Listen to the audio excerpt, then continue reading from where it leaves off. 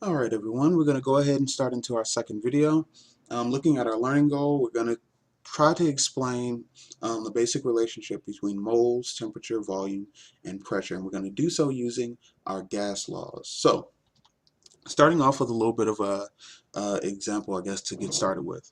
Now, taking a look at the balloon, when it's out in the open air, we notice that it's full, at least as full as it can be. And then after we submerge it or put it into the liquid nitrogen, we begin to see that it shrinks, it gets smaller until a point where it collapses. Now, notice that the balloon doesn't break, it doesn't burst, so we don't lose any gas that way, but it gets smaller and smaller. The question I have for you, what actually happened to the gas in the balloon? Why did it get smaller? Now, we notice that a decrease in temperature is followed by a decrease in pressure and volume of the gas inside the balloon. Sorry. Now, my question to you is, why? We see what happened. That's clear. That part is no disputing. But the question is, why does that happen? Why does this decrease in pressure, decrease in volume take place? And we actually do this or find this out by using what we call our gas laws. These are going to be mathematical expressions that are derived from observations just like this. Now, we have three main ones that we're going to talk about, and you see them listed up above on the top of the slide. We're going to look at Boyle's law, we're going to look at Charles' law, and we're going to look at Avogadro's law as well. Now, Boyle's law is talking about the basic relationship between pressure and volume. Note that it says that it is inversely proportional or inversely related. What does that mean? That means that as one goes up, the other one goes down. So if I increase the pressure outside, the volume of the container is going to go down, and vice versa. Now, this also means that if I look at it in terms of a plot, that I'm going to see a curve happen like this. Why would I see a curve happen like that? Because as one goes down, as one goes up, as I increase the pressure, my pressure is going here, I'm noticing that, let me cut this off. As I increase one, the other one goes. Here we go. All right.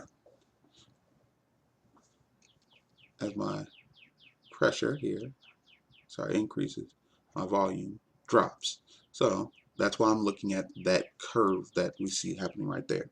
Now, what about Charles' law? Charles' law is going to be now looking at the relationship between volume and temperature. Now, note that the temperature is in Kelvin. We talked about how to convert to Kelvin before.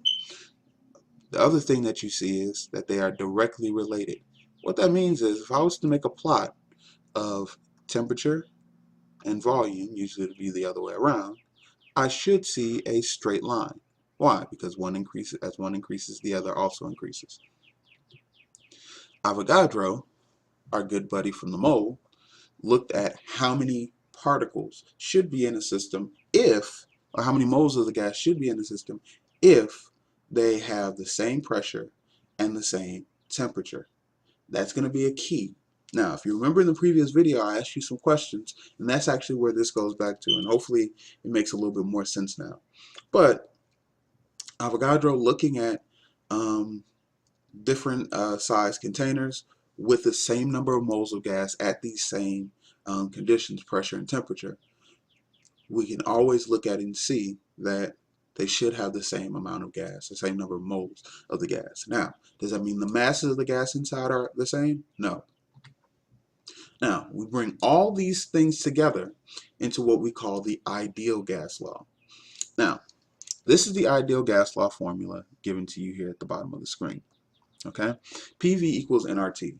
Now, what this is helping us to see is as I change any of these different things, a pressure, volume, or a number of moles, it's going to have we should still see those same effects that we talked about before.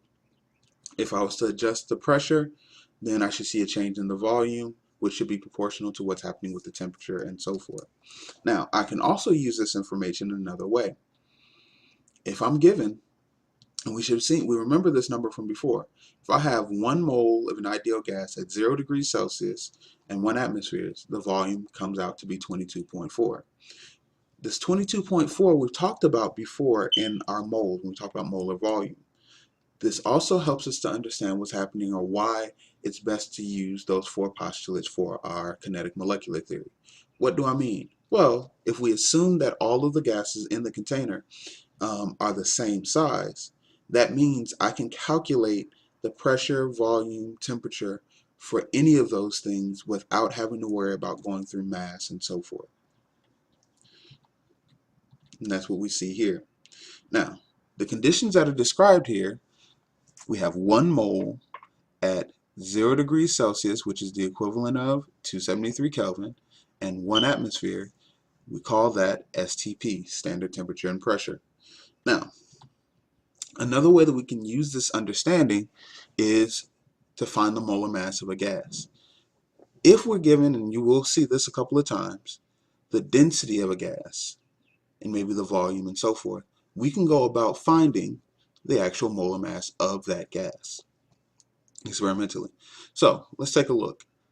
If I have density, because that's going to take into account volume, going to take into account our volume in liters and the grams of the compound that we have, grams over liters, or the density given to us, times the universal gas constant times the temperature over the pressure.